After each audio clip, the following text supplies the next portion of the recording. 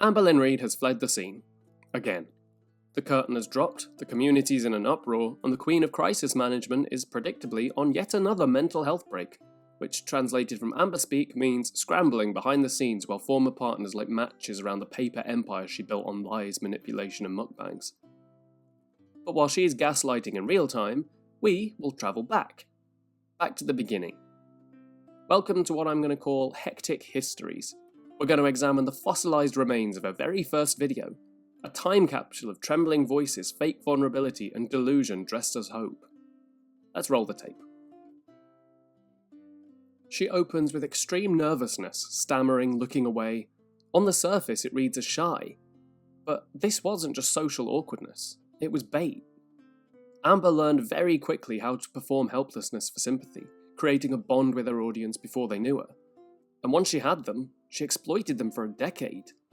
Observe the expertly feigned fragility, the shaky voice, the downcast eyes. It's not authenticity, it is bait. And we took it. From the very beginning, she states that this is a weight loss channel. In reality, it would just become a binge-documented spectacle of failure, excuse-making and exploitation. So I have to ask, was weight loss ever even the goal? Or was the appearance of trying the product she was selling? She didn't sell results, she sold the intention of results, over and over. And like fools at a never-ending timeshare pitch, we kept attending the meeting. She claims she wants to be an inspiration, but that's mostly for herself. Was it for self-help or self-worship? She always tried to walk that line. Admire me, pity me, but never hold me accountable. She didn't want to inspire. She wanted to be adored, despite never improving. She wanted praise for simply existing in struggle. Even in this video, she admits she probably won't stick to weight loss exclusively. She mentions randomness, and the content mission creep begins. The seed is planted for what would become endless spirals of hauls, tags, mukbangs, manipulation. This mission creep begins immediately. It's telling that within this 5-minute video declaring it a weight loss channel, she begins laying the groundwork for the content drift. She never committed to change, only to being watched. She romanticizes her weight issues as a journey. We can cut through that fog, because this journey was never about direction. It was a carousel. No forward momentum, just dramatic spinning. It was never a journey, it was a performance of motion, a circular drama staged to appear transformative while remaining precisely where it began. She then pulls the classic "I might not even post this" manipulation tactic. It's subtle manipulation meant to draw people in, to beg her to keep going. It implies humility while baiting engagement, and we can cut right through it. It's her first video, and we've already seen her first manipulation. I might not even post this. It's a phrase meant to sound unsure, but engineered to provoke. No, Amber, you must, we need you. That was always the goal. She sounds like someone giving a hostage video under duress. But don't be fooled. Her performance may be shaky, but the intent is crystal clear from the beginning. She's laying the foundation for her favourite long con, performative accountability. She says she's been on a weight loss journey for a very long time. But have you? This is 2013. The weight, 368 pounds.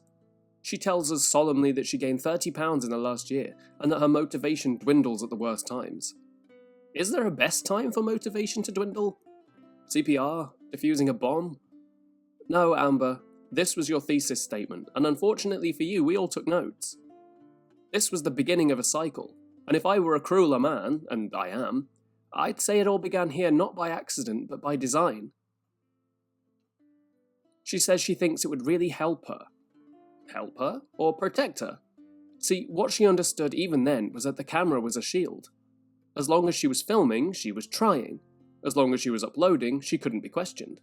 Because who criticises someone who wants to change? I do. I criticise frauds, and I criticise perpetual victims who weaponise self-pity like it's a blunt instrument. I criticise those who make suffering a spectacle, but never a solution. This is where I want to take a very small pause, just to point out how different she seemed. She was softer, less calculated, almost innocent.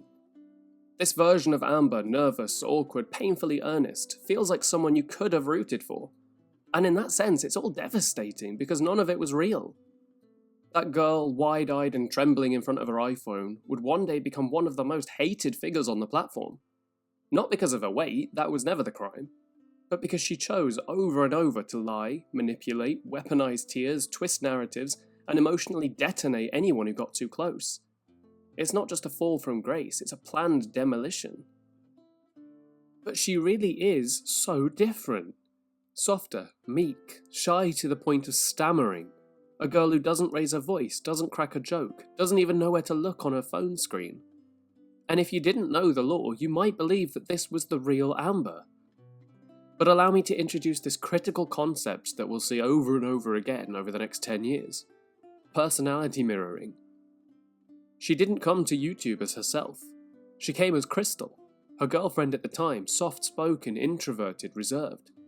Amber didn't reflect herself. She was reflecting who she was with. This nice version of Amber isn't genuine. It's mimicry. She adopted Crystal's quiet personality, her self-effacing tone, the cautious energy. It's performance through osmosis. And the moment that relationship ended, so did this borrowed identity. Because very soon, destiny arrives. And with destiny, this first mask drops. Meek becomes mouthy, shy becomes shrieking. The girl who loved the YouTube community becomes a woman calling it toxic from a fast food parking lot. She becomes vulgar, defensive, and obsessed with power. She stops whispering into an iPhone and starts barking at the camera like it owes her money. So this first version of Amber isn't the real her. It's just the first mask. And for those who fell for it, it worked. She apologizes for the horrible video quality, but there's no need to apologize, Amber. The quality of the video is the least of our concerns. The real graininess is in the authenticity. This isn't a girl stumbling into YouTube.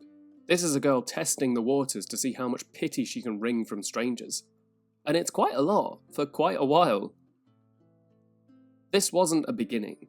It was a blueprint. She didn't trip and fall into toxicity. She mapped it out, rehearsed her lines, and hit record. And now we sit in 2025 sifting through the wreckage of her credibility while her exes still leak texts and expose patterns. This is how it started, and we have about 150 miles of wreckage to go.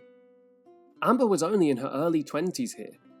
If she'd actually tried, if she'd been real in the moment, she could have changed. But instead, she chose repeatedly not to. The road was still open. A different girl, one not performing, could have taken it. But this one? She built a toll booth instead and charged admission to her own decay. So there you have it. This was Amberlynn's first video.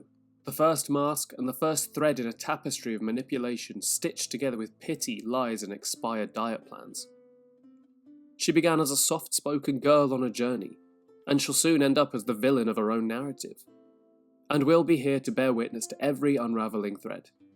So buckle in. We're at the top of the hill now looking down.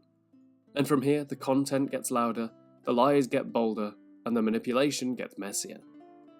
It's a downhill slide into chaos, and somehow every second of it still feels like an uphill struggle. But fear not, we'll do it together. One train wreck at a time. And we're only just beginning.